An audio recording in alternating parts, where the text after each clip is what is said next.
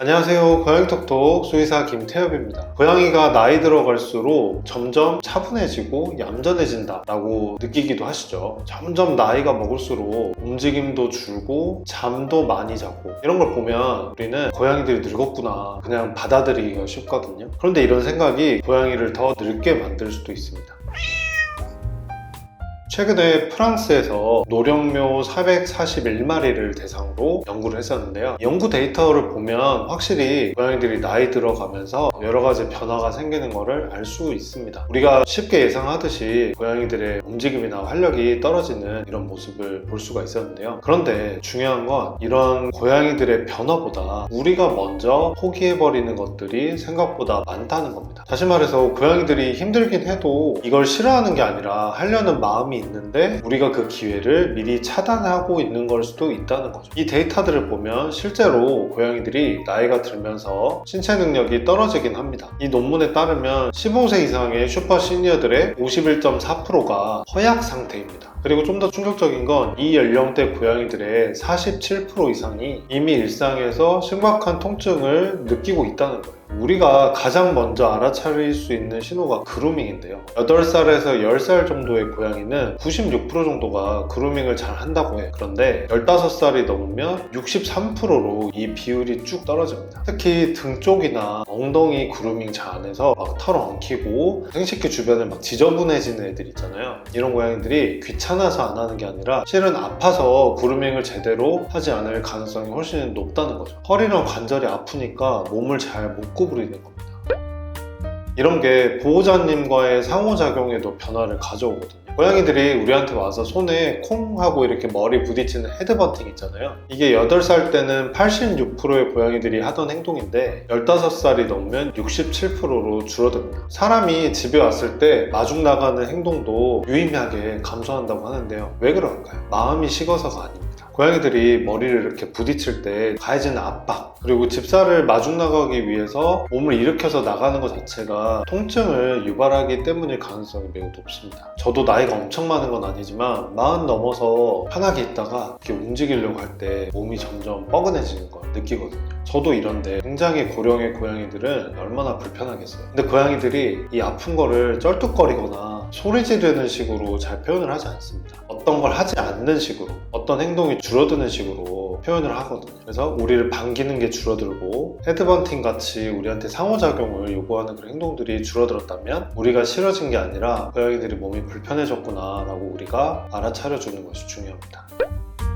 이렇게 말씀드린 변화들은 어찌 보면 나이 든 고양이들한테 올 수밖에 없는 자연스러운 변화일 수도 있어요.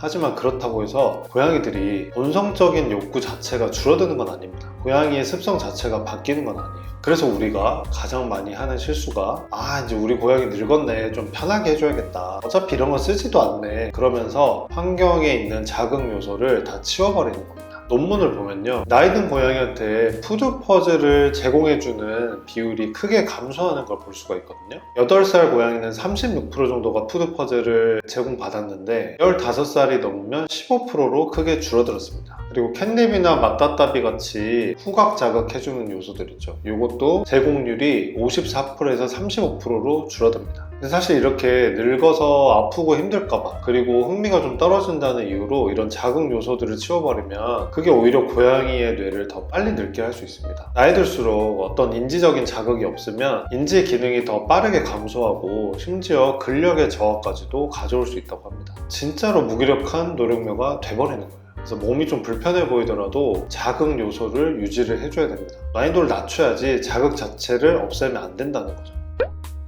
고양이들한테 수직 공간도 굉장히 필수적이잖아요. 고양이들의 습성상 자기가 사냥당할 수도 있고 또 사냥을 해야 되는 동물이니까 높은 곳에 올라서서 주변을 관찰하는 거를 굉장히 좋아하잖아요. 바깥도 구경하고 집안이 어떻게 돌아가는지도 관찰해야 되고 그런 관제탑 역할을 하는 건데 어느 순간부터 고양이가 잘 올라가지 않는다고 해서 이걸 치워버리는 경우도 있습니다. 근데 실제로 논문에서도 고양이들이 수직 공간을 완전히 피하는 건 아니었고요. 좀 쉬운 곳 있죠. 낮은 수직 공간, 침대나 소파 같은 것들은 선호를 했거든요. 그러니까 고양이들이 수직 공간을 안 올라가는 게 아니라 못 올라가는 것일 가능성이 더 높기 때문에 더 편하게 올라갈 수 있게 도와주면 잘 쓰게 될 수도 있으니 치우지 않는 것이 좋다고 생각합니다.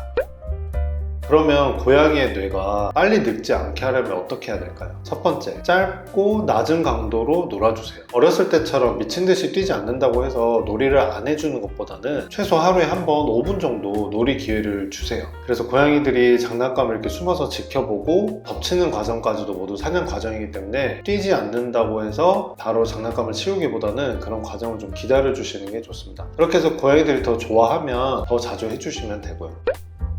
두 번째, 푸드 퍼즐 난이도를 낮춰주세요. 그냥 굴리기만 해도 쏟아지는 것들이 있으면 그런 것들을 쓰셔도 좋고요. 아니면 그냥 위치만 바꿔서 여기저기 찾아다니면서 먹게 하시는 것도 꽤 도움이 됩니다. 일단은 성공 경험을 주는 게 중요하거든요. 그래서 좀 도와줬을 때 고양이들이 그걸 터득해서 계속 잘 쓰는 경우도 있기 때문에 한번 독려해 주시면 좋겠습니다. 저희 고양이가 그랬는데요. 앞다리가 아픈 고양이들도 푸드 퍼즐을 원래 잘 쓰다가 안 쓰는 경우도 있기 때문에 혹시 아픈 게 아닌지 확인해 보실 필요도 있겠습니다. 세 번째, 후각 자극 늘려주기. 캣닙이나 맞다따비 같은 거 활용해 주시고요. 그게 아니면 좋아하는 간식이나 트릭 같은 것들 여기저기 숨겨서 후각으로 탐색하는 세션을 좀 추가해 주시면 좋겠습니다. 네 번째, 수직 공간 사용 도와주기. 원래부터 높은 캣타워나 높은 가구 위에 올라가는 거 좋아했던 애들이라면 거기로 가는 길목에 계단이나 딛고 올라갈 수 있는 구조를 추가해 주세요. 낮은 수직 공간도 풍부하게 배치를 해주시고요. 그리고 가구들끼리 동선을 이어주시는 것도 좋은 방법입니다. 다섯 번째, 보호자와의 상호작용 유지하기. 규칙적이고 긍정적이고 예측 가능한 상호작용 매우 중요하죠. 고양이를 혼내거나 다그치지 않고 심하게 놀래게 하지 않고 우리와의 상호작용을 좀 예측할 수 있게 해주면 고양이들이 덜 불안하죠. 나이가 들수록 몸이 불편해지잖아요. 그러니까 예전 같은 강한 스킨십보다는 부드럽고 짧게 여러 번 해주시고 안아서 들어올리는 거 웬만하면 하지 않으시는 게 좋습니다. 여섯 번째, 통증 관리. 고양이들은 관절이 아파도 생각보다 잘 쩔뚝거리지 않습니다. 점프력이 줄고 활동이 변화하는 걸로 나타나요. 그래서 고양이들이 원래 한 번에 잘 내려오던 곳에서 주저하거나 조심스럽게 내려오거나 원래 가던 동선이 아니라 굳이 길게 돌아서 가고 있다면 아픈 것일 수도 있습니다. 만약에 이렇게 통증이 의심된다면 병원에 가서 한번 상담을 받아보세요. 요즘 솔렌시아 같은 좋은 솔루션도 있기 때문에 한번 상담을 해서 필요하다면 적용해 보시는 것도 좋겠습니다. 주사를 맞추고 나면 그때서야 우리 고양이가 아팠구나 라고 알게 되는 경우도 꽤 많거든요. 사실 저도 저희 고양이 앞다리 쪽 팔꿈치 쪽이 되게 안 좋은데요. 그 주사 놔주고 이게 약효가 한 2주 정도 걸리거든요. 길게는 2번 정도 주사를 했을 때부터 크게 효과가 나타날 수 있는데 굉장히 쾌활해지고 푸드 퍼즐도 잘 빼먹고 놀이 반응도 좋아졌습니다. 이렇게 아픈데 그동안 너무 방치했구나 하고 미안한 마음이 많이 들었습니다.